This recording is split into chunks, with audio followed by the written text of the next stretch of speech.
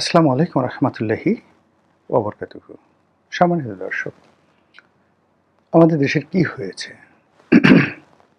আমাদের দেশের আসমান কেন কাঁপছে? সূর্য কেন মাঝে মধ্যে খুব রাগ হয়ে যাচ্ছে? কেন বাতাসের যে গতিবেগ, সেই গতিবেগ একদিকে নিয়ম অনুযায়ী চলছে না? বাতাস কেন বারবার ঘূর্ণিপাক খাচ্ছে? যাদের হাতে অর্থ আছে তারা কেন ছটফট করছে? যাদের হাতে ক্ষমতা আছে তারা কেন অশান্তিতে রয়েছে? যাদের হাতে কোনো ক্ষমতা নেই, অর্থ নেই, বিত্ত নেই, তারা কেন বিক্ষুব্ধ? মানুষ কাজ করার চাইতে কেন অলসতাকে এই মুহূর্তে বেছে নিচ্ছে? বেঁচে থাকার চাইতে মৃত্যুকে কেন অনেক মানুষ শ্রেয় মনে করছে? কেন সমাজের যে পাপ, পঙ্কিলতা, এটি একেবারে নির্মম থেকে নির্মমতার দিকে যাচ্ছে? মানুষ কেন এত পাষণ্ড হয়ে যাচ্ছে? অপরাধ কেন তৃণমূলে ছড়িয়ে যাচ্ছে? এই বিষয়গুলো নিয়ে আলোচনা করব। আমি প্রকৃতিতে বিশ্বাসী একজন মানুষ। যারা ধর্মকর্ম পালন করেন তারা এটাকে ধর্মীয় বিশ্বাস বলতে পারেন।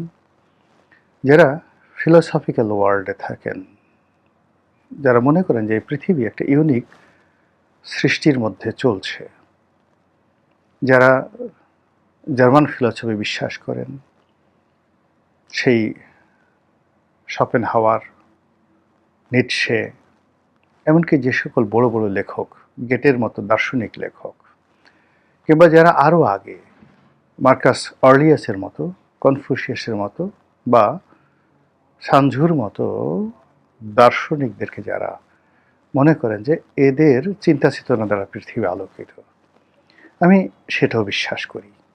এবং এই দুয়ের মধ্যে, অর্থাৎ মোহাম্মদ রসুল্লাহ সাল্লাহ সাল্লামের যে ধর্ম বিশ্বাস কিংবা ধরুন অন্যান্য ধর্মের মধ্যে মৌলিক এবং বেসিক যে খুব বেশি পার্থক্য আমি আসলে ওরকম দেখিনি। আচার আচরণগত ইবাদত করার যে ভঙ্গি বা কথাবার্তা, খাদ্যাভ্যাস, এই জিনিসগুলোতে বৈচিত্র্য আছে স্থানকাল পাত্রভেদে, কিন্তু প্রকৃতি নিয়ে, আসমান জমিন গ্রহ তারা, মানুষের নিয়তি, মানুষের কর্ম নিয়ে যে সকল কথাবার্তা ধর্মে বলা আছে, ঠিক একই কথা বিজ্ঞান বলছে, একই কথা দর্শন বলছে, এবং একই কথা আমরা বলছি সাধারণ আমজনতা। তো সেই কারণে কি হলো, যখন কোনো একটা দেশ উন্নতির চরম শিখরে পৌঁছে যায়, মাঠ ভরা ফসল, গোয়াল ভরা গরু, পুকুর ভরা মাছ, বাগান ভরা ফুল ফল, বন বনাঞ্চলে পাখির কলকাকলি, ধরে নেওয়া হয় সেটা আল্লাহর রহমত প্রাপ্ত একটি অঞ্চল। কেন এটা হয়? সেখানের মানুষদের প্রতি আল্লাহ রহম করেন। প্রথমত দুটো কারণে রহম করেন। তিনি তার ইচ্ছা অনুযায়ী, তার মনে হলো তিনি রহম করবেন, তিনি এখন মক্কা মদিনা আরব অঞ্চলে তিনি স্বর্ণরূপ্য, তারপর হীরামণি মুক্তা জহরত থেকে শুরু করে তেল আরবে দিবেন। এটা তার ইচ্ছা, কোনো কারণ নেই, কোনো কর্ম নেই, এটা আল্লাহর ইচ্ছা। তো আল্লাহ রাব্বুল আলামিন কখনো কখনো কোনো জাতিকে একজন ভালো নেতা দেন। একজন নেতা রাষ্ট্র ক্ষমতা লাভ করার সঙ্গে সঙ্গে ওই দিন 1 ঘন্টার মধ্যে সেই দেশে সব পরিবর্তন হয়ে যায়। জুলিয়াস সিজার, নেপোলিয়ন বোনাপার্ট, কার্থেজের হানিবল বার্কা, তার আগে তার বাবা হামিলকার বার্কা,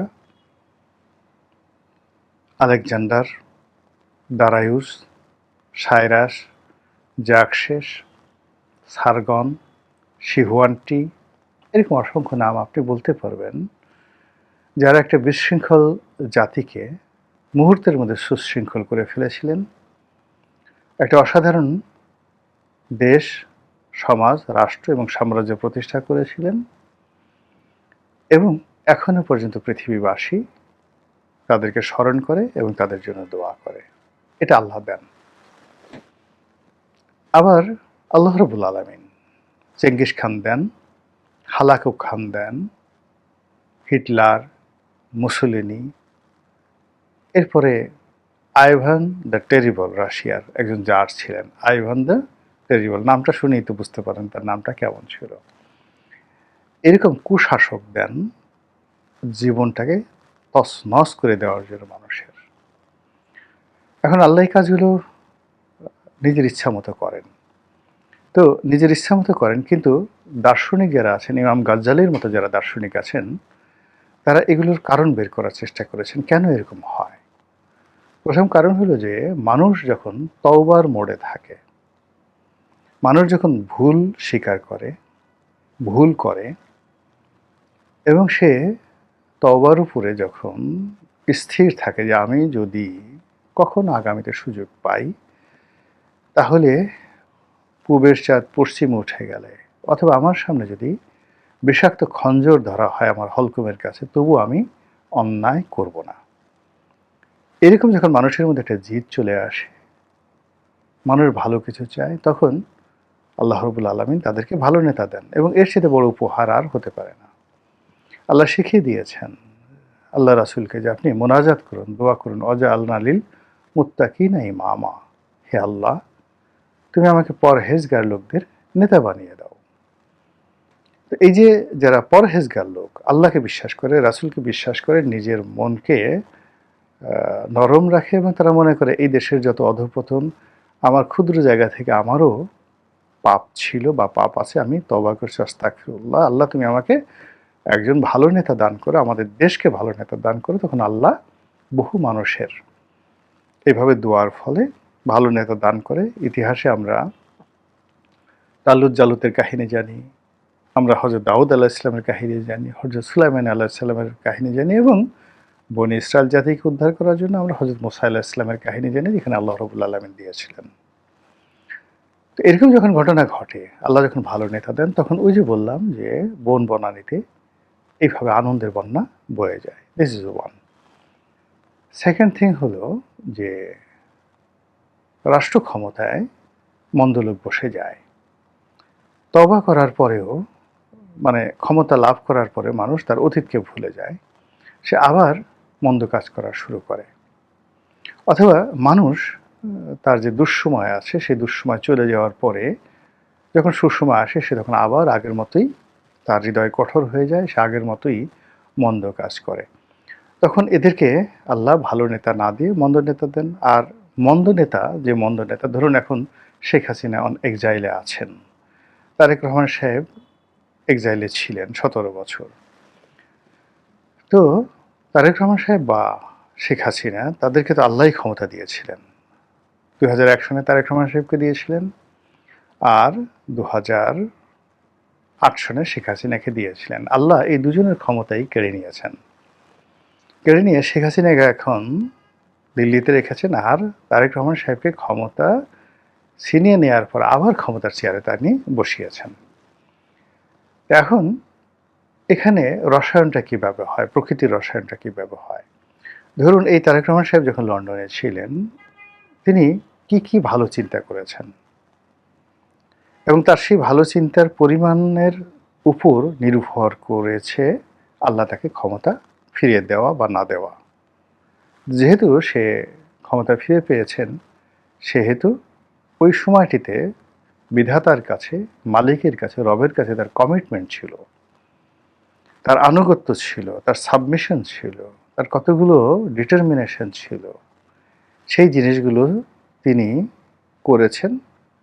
এরপরে আল্লাহ তার প্রতি দয়া করে আবার ক্ষমতা বসিয়েছেন।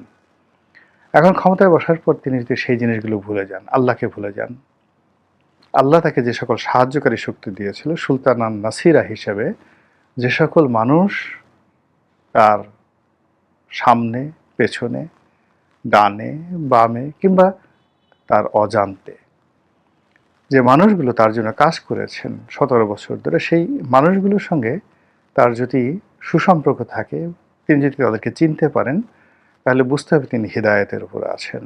আর তিনি যদি সেটা বুঝতে না পারেন, তাহলে ধরে নিতে হবে তিনি আল্লাহর যে নিয়ামত, সেই নিয়ামতটা তিনি খুব দ্রুত হারিয়ে ফেলবেন। এর কারণ হলো আপনি যে সফল হবেন বিশেষ করে রাজনীতিতে, জীবনের অন্য যে কোনো ক্ষেত্রে, এর দুটো সূত্র আছে। একটা সূত্র হলো যে আপনার যখন সুসময় আসবে, তখন আপনি যদি সফল হন, মানে সুসময়টাকে আপনি কাজে লাগাতে পারবেন দীর্ঘমেয়াদে, তখন দুঃসময় আপনার যারা বন্ধু এবং আপনি দৃশ্যত জানেন যে এই লোকগুলো মন্দ, চরিত্রহীন, জেনাকার, ব্যভিচার, ঘুষখোর, তাদেরকে আপনার ধারের কাছে ভিটে দেবেন না। আর যে লোকগুলো আপনার শত্রু কিন্তু আপনি জানেন যে এরা সৎ, ভালো, আপনার সাথে জ্ঞানী এবং আপনার চেয়ে উত্তম, আপনি তাদেরকে হাতের ধরে হোক, পায়ে ধরে হোক, আপনি আপনার কাছাকাছি রাখবেন আপনার সভাকে আলোক উজ্জ্বল করার জন্য। ধরে নেবেন যে আপনি হেদায়েত প্রাপ্ত হয়েছেন, আপনি লাভবান হবেন। উদাহরণ হিসেবে বলি, যেমন সম্রাট আকবর। সম্রাট আকবরের ১ নম্বর সূত্র ছিল রাজা টোডরমল। রাজা টোডরমল ছিলেন প্রাইম মিনিস্টার অফ শেরশাহ।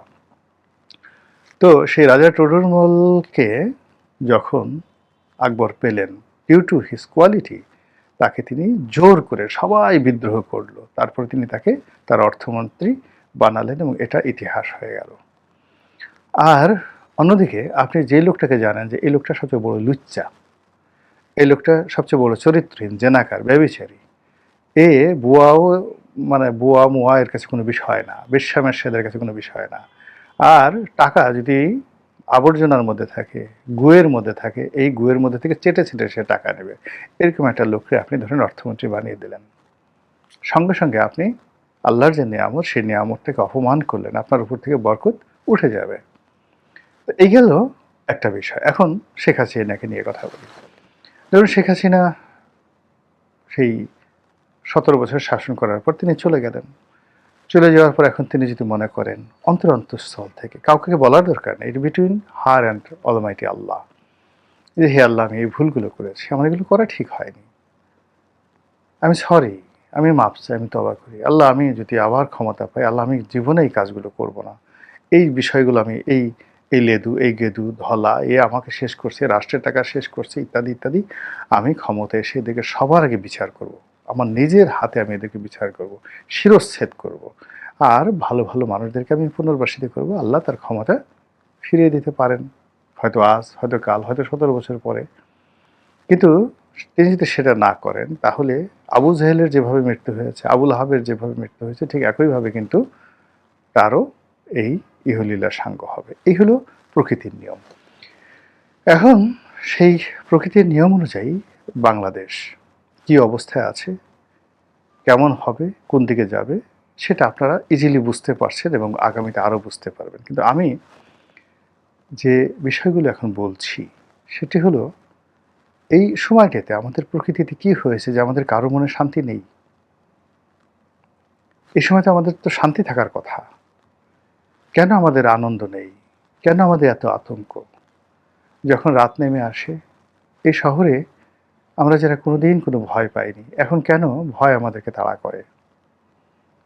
এই শহরে দীর্ঘদিন যখন আমরা ছিলাম, এই রিজিক নিয়ে আমাদের আগামী মাসে কীভাবে যাবে, একটা চাকরি হারিয়েছি তো আর একটা চাকরি পেয়ে গেছি, আর একটা ব্যবসা নষ্ট হয়েছে তো আর একটা ব্যবসা পেয়ে গেছি। জীবনের যে যুদ্ধ, সেই যুদ্ধে আমরা কখনো ক্লান্ত হইনি, হতাশ হইনি, কিন্তু এখন স্থবির হয়ে পড়েছি সবাই। কারো মুখের দিকে তাকিয়ে আশার সঞ্চার হয় না, কারো দিকে তাকিয়ে মনে হয় না এই লোকটি আমার বান্ধব, কাউকে মনে হয় না এর কাছে গেলে সে আমার সাহারা হবে, অর্থাৎ আমাকে আশ্রয় দেবে। সব মিলিয়ে যে পরিবেশ, সব মিলিয়ে যে পরিস্থিতি, সেই পরিস্থিতির কারণে আমাদের এই দেশে আমরা এখন কেউ ভালো নেই। মানুষ ভালো নেই, পশু পাখি জন্তু জানোয়ার ভালো নেই, বৃক্ষলতা নদী নালা ভালো নেই, পাখির কণ্ঠে গান নেই।